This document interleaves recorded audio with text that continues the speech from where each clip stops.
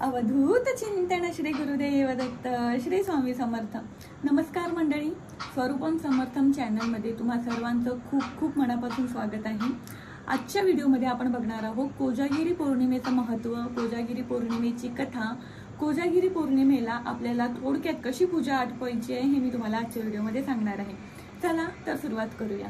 28 October 2023 ला म्हणजे शनिवारी कोजागिरी पौर्णिमा आहे। तर कोजागिरी पौर्णिमा म्हटलं तर अश्विन शुद्ध पौर्णिमा आपण कोजागिरी पौर्णिमा म्हणतो। पौर्णिमेची रात्र म्हटली तर चंद्राची रात्र, चंद्राची रात्र जी आपल्याला शीतलता शांतता प्रदान करते, जी आपल्या मनाला आनंद देत असते।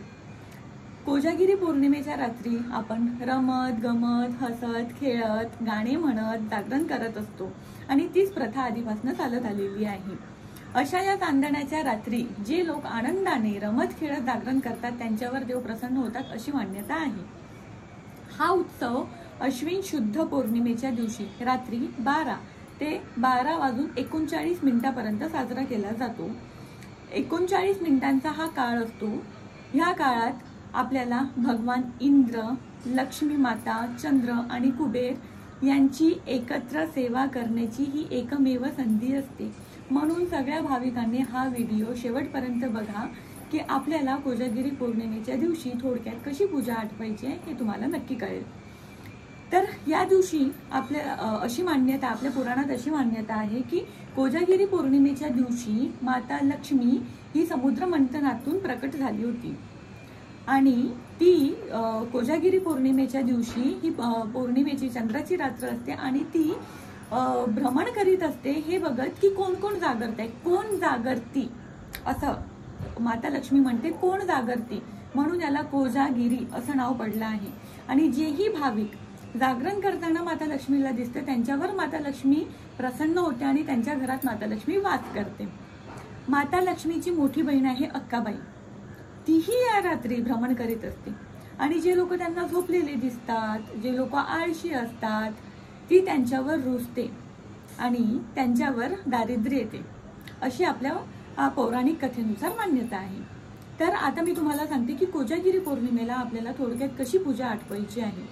तर बघा, आपल्या सगळ्यांना माहिती आहे की कोजागिरी पौर्णिमेच्या दिवशी आपण एका भांड्यात दूध चंद्राच्या प्रकाशाखाली ठेवत असतो। ते दूध आपण आटवून त्याची बासुंदी बनवून थोडं घट्ट करून त्यात आपले काजू बदाम वगैरे काही पदार्थ टाकून आपण ते तशा प्रकारे आपण दूध बनवत असतो।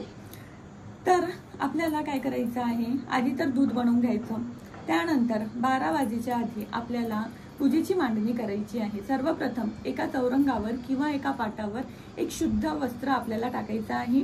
त्यानंतर विड्याचे 2 जोडपानं घ्यायची। पहिल्या जोडपानावर एका सुपारीची स्थापना करायची, ते म्हणजे लक्ष्मीचं प्रतीक। दुसऱ्या जोडपानावर आपल्याला एका सुपारीची स्थापना करायची आहे, ते म्हणजे कुबेराचं प्रतीक। आणि तिसऱ्या जोडपानावर आपल्याला आणखी एका सुपारीची स्थापना करायची आहे, ते म्हणजे चंद्राचं प्रतीक। लक्ष्मी, कुबेर आणि चंद्र हे आपल्याला विड्याच्या पानावर आपण सुपारीच्या स्वरूपात त्यांची स्थापना केलेली आहे, बरोबर। त्यानंतर आपल्याला कलशाची स्थापना करायची आहे।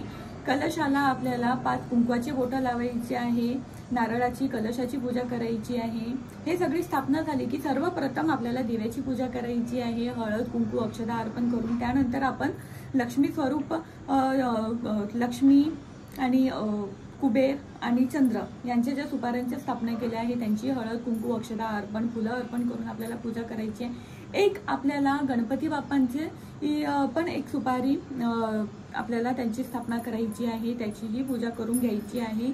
आणि त्यानंतर आपण आपल्याला जो दुधाचा भांडा आहे, जो आपण चंद्राच्या प्रकाशात ठेवला होता, तो आपल्याला घेऊन यायचा आहे आणि तो दुधाचा भांडा आपल्याला देवापुढे ठेवायचा आहे।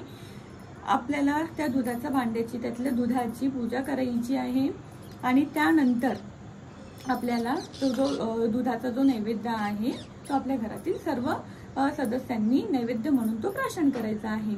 असं म्हटलं जातं की चंद्र देवता शलाका रूपात अमृताचा प्रसाद देतात या दिवशी। या दिवशी आपल्याला तुळशीपत्र अर्पण करायचं आहे सर्व देवांवर, पण लक्षात असू द्या ते तुळशीपत्र तुम्हाला दुपारीच तोडून ठेवायचं आहे। जेणेकरून रात्री तुळशीपत्र तोडण्याची तुमच्यावर वेळ येणार नाही। अशा प्रकारे आपल्याला थोडक्यात ही पूजा आटोपायची आहे। या दिवशी कुठल्या विशेष सेवा करायच्या आहे माता लक्ष्मीसाठी, आपल्या स्वामी महाराजांसाठी कुठल्या विशेष सेवा करायची आहे आणि ग्रहण आहे तर ग्रहण काळात आपल्याला कोणत्या वेळेत सेवा करायची आहे याच्यासाठी मी नवीन व्हिडिओ तुमच्यासाठी बनवणार आहे। भिऊ नकोस, स्वामी पाठीशी आहे। आजचा व्हिडिओ आवडला असेल तर लाईक करा, शेअर करा आणि चॅनलला सबस्क्राईब नक्की करा। धन्यवाद।